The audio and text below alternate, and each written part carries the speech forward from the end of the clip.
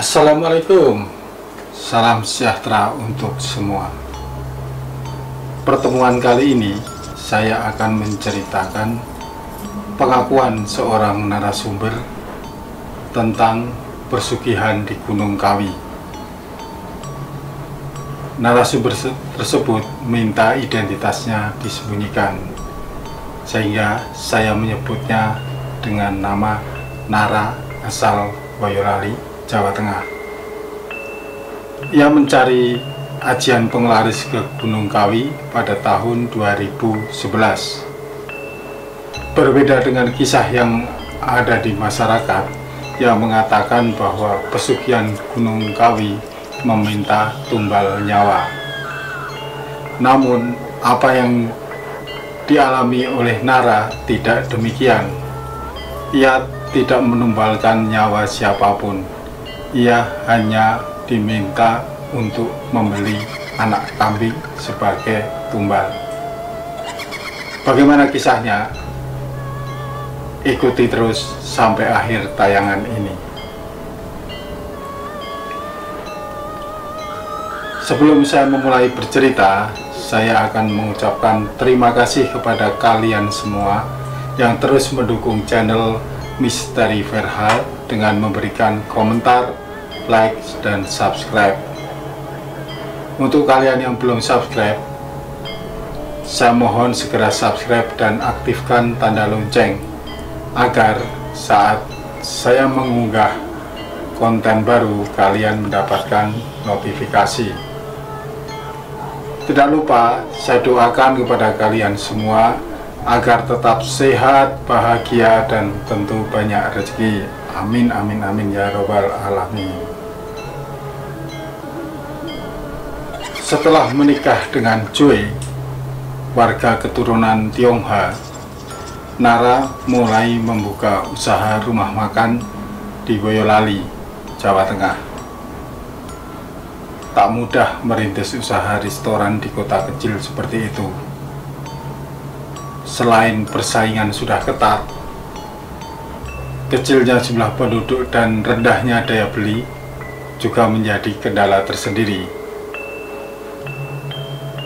Dan benar, usaha Nara di awal-awal mengalami kesulitan. Melihat situasi seperti ini, Jo mengajak Nara untuk berkunjung ke Gunung Kawi, mencari penglaris atau pesugihan seperti yang dilakukan teman-teman Joy. Umumnya, teman-teman Joy yang rajin ke sana sukses dalam merintis usaha. Ajakan Joy ini membuat Nara bimbang. Ia mendengar bahwa mencari penglaris atau pesugihan di Gunung Kawi harus menumbalkan nyawa dari orang-orang terdekat. Aku tak mau kehilangan saudara untuk menjadi tumbal, kata Nara kepada Joy.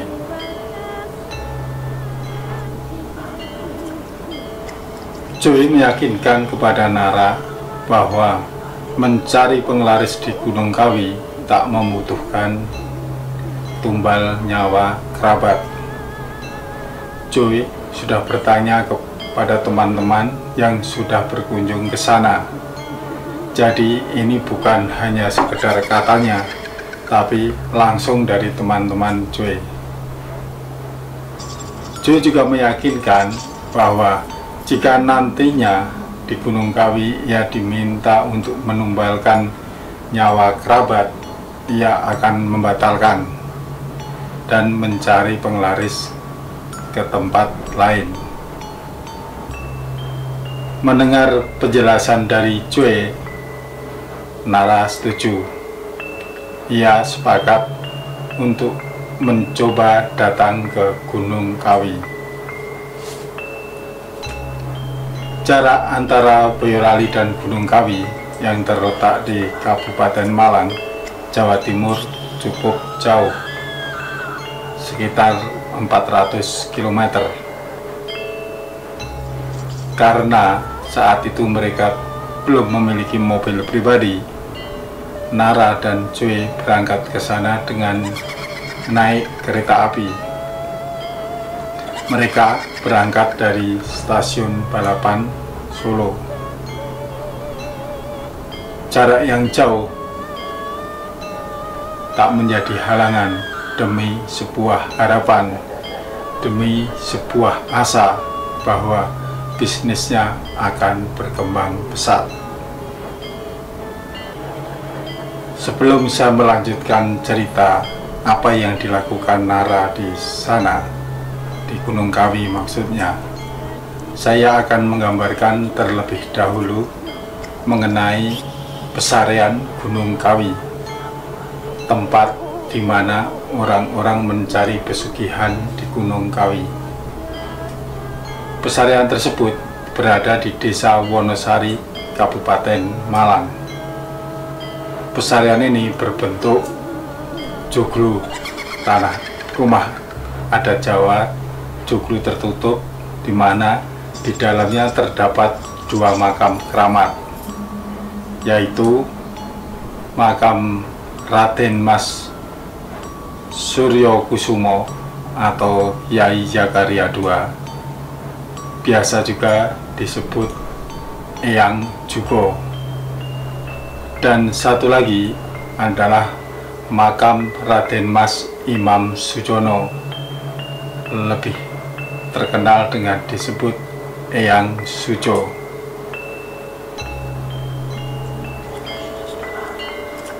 Eyang Jugo atau Kiai Zakaria II adalah kerabat dari Keraton Kartosuro. Ia adalah pengawal dari Pangeran Diponegoro. Ketika Pangeran Diponegoro ditangkap Belanda melalui tipu daya di Magelang, Eyang Jugo tak menyerah. Ia terus berjuang dengan cara menyebarkan agama Islam di Jawa Timur. Ia terus mengembara dan akhirnya menetap di Kesamben, Blitar, Jawa Timur.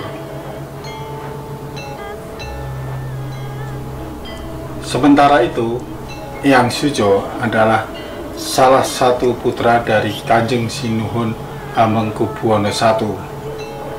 Ia memilih lengser ke Prabon demi perjuangan melawan Belanda. Ia menjadi pengawal Pangeran Diponegoro, sama dengan Eyang Jugo.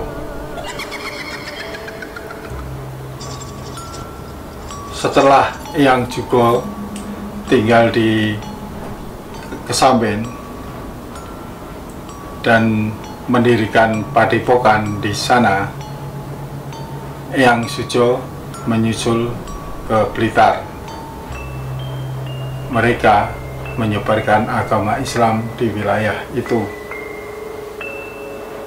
Menjelang wafatnya Eyang Jugo, ia meminta kepada Eyang Sujo untuk menyiapkan pemakaman atau pesarean di Wonosari, lokasi pesarean saat ini.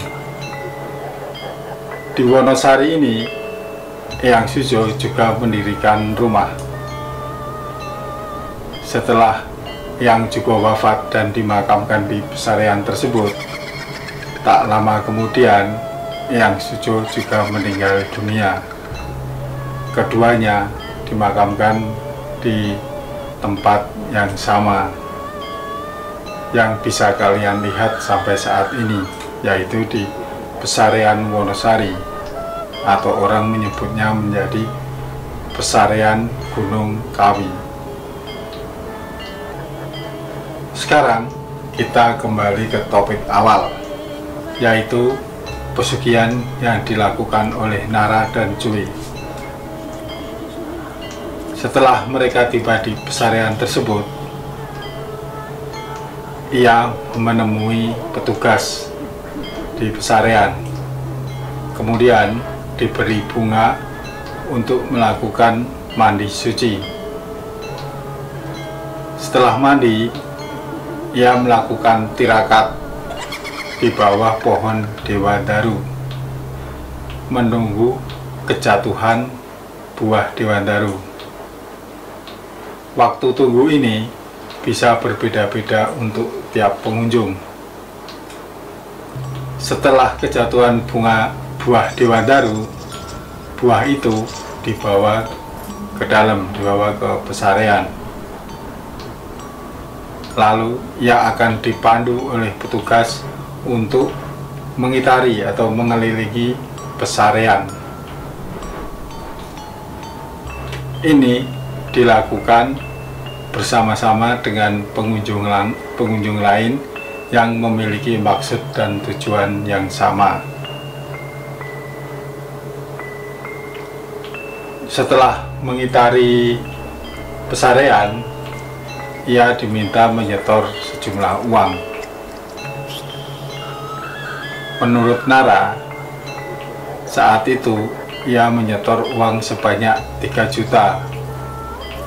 Ini dimaksudkan untuk membeli anak kambing yang akan menjadi tumbal pesugihan tersebut. Tiap orang jumlahnya bisa berbeda-beda. Mereka yang punya uang, maksudnya punya uang lebih banyak, dia akan membeli sapi. Jumlahnya Nara lupa karena ia tidak membeli sapi. Dan kejadian ini juga sudah lama, karena 2011. Setelah menyetor uang dan mengitari pemakaman, Nara diminta kembali berkumpul di dalam pesarean untuk melakukan sembahyang bersama. Sebagian besar pengunjung ini memang orang Tionghoa, tapi seluruh petugas menggunakan pakaian adat Jawa.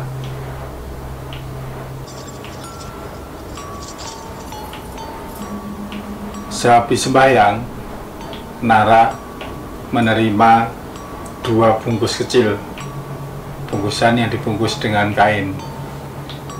Isinya apa? Nara tidak tahu karena tidak boleh membuka. Bungkusan kecil ini nantinya akan ditaruh di dalam rumah dan yang satu di atas pintu. Yang menarik, saat membawa bungkusan ini, semacam jimat atau rajah ini, Nara tak boleh mampir kemanapun. Bahkan mampir ke warung untuk membeli minum pun tidak diizinkan. Jadi benar-benar dari pesarean harus langsung pulang ke rumah. Kalau rumahnya jauh, ya lumayan juga dia harus menahan diri untuk tidak mampir kemana-mana. Ini syarat mutlak yang harus ditaati. Sehabis melakukan ritual di Gunung Kawi, termasuk memasang rajah di rumah dan di atas pintu, bisnis Nara mulai berkembang. Perlahan-lahan jumlah pengunjung restorannya semakin banyak. Intinya, usaha Nara berkembang dengan baik, berbeda dengan sebelumnya saat mereka belum mencari penglaris ke Gunung Kawi. Apakah Nara menemui hal-hal mistis seperti yang diceritakan orang, misalkan bermimpi makhluk gaib atau melihat sesuatu setelah datang ke Gunung Kawi? Ternyata tidak. Menurutnya, kehidupan berjalan normal seperti biasa.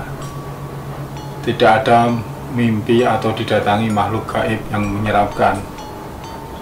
Kerabat pun, saudara kerabat dan saudara-saudara dekat, tidak ada yang meninggal mendadak, meninggal tanpa tak wajar seperti yang diceritakan dalam dongeng-dongeng terkait dengan pesugihan Gunung Kawi. Ya, intinya kehidupan berjalan normal, tapi bisnis berkembang dengan baik. Karena sibuk mengurus rumah makan, Nara dan Joy lupa jika mereka sudah setahun lebih tak mendatangi pesarian Gunung Kawi. Setelah sadar, mereka pun malas pergi ke sana dengan dalih lebih baik mengurus bisnis dibanding membuang waktu untuk datang ke pesarian. Menurutnya, jaraknya terlampau jauh. Ini berbeda dengan saat ia akan mencari pesugihan. Jarak yang sama, meskipun jauh, ia jabanin, bahkan meskipun harus naik angkutan umum, ia lakukan. Tapi sekarang, ketika usahanya berkembang dan kekayaannya bertambah, ia menjadi malas ke pesarian Gunung Kawi.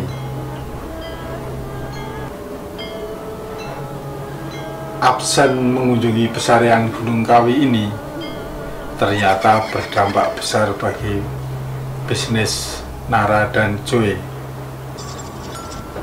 Perlahan-lahan restorannya mulai sepi pengunjung. Jika sebelumnya mereka bisa meraup untung besar, kini justru merugi. Tiap hari harus membuang masakan yang basi karena tak laku. Akibatnya tragis, Joy dan Nara harus menutup restoran miliknya. Yang lebih parah lagi, setelah bisnis restoran hancur, kehidupan rumah tangganya pun ikut babak belur.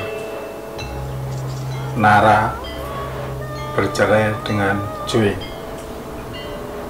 Ibaratnya sudah jatuh tertimpa tangga. Bisnis hancur, rumah tangga retak. Setelah menjada selama beberapa waktu, akhirnya Nara kembali bertemu dengan pria idaman. Ia pun menikah. Kembali, Nara menggeluti bisnis restoran. Tapi kali ini ia tak mau membuka restoran di kota kecil seperti Boyolali lagi. Ia merantau ke Batam, kota besar yang lebih menjanjikan dibanding di kota asalnya. Apakah ia kembali mencari pesugihan? Tidak. Ia mengaku sudah kapok karena dari pengalamannya, pesugihan harus dilakukan secara rutin. Setiap tahun ia harus berkunjung ke sana, harus melakukan ritual lagi, dan itu melelahkan. Karenanya, ia memilih jalan lain. Ia memilih berdoa kepada Tuhan untuk kebaikan bisnisnya, agar bisnisnya berkembang, menghasilkan rezeki yang berkah untuk diri dan keluarganya. Itulah pengalaman Nara dalam mencari pesugihan di Gunung Kawi. Mungkin cerita Nara berbeda dengan cerita yang berkembang di masyarakat. Namun itulah yang ia alami sendiri, tanpa tambahan apapun. Bagi kalian yang memiliki cerita-cerita misteri seperti Nara, bisa kirim ke email saya di misteri.verhal@gmail.com atau melalui page di Facebook Misteri Verhal. Nanti kalau cerita dari kalian menarik, akan kita buatkan versi tayangnya.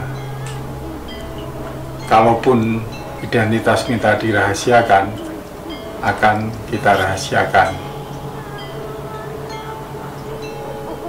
Sekian dulu pertemuan kali ini, dan kita akan bertemu dengan cerita lain yang lebih menyeramkan.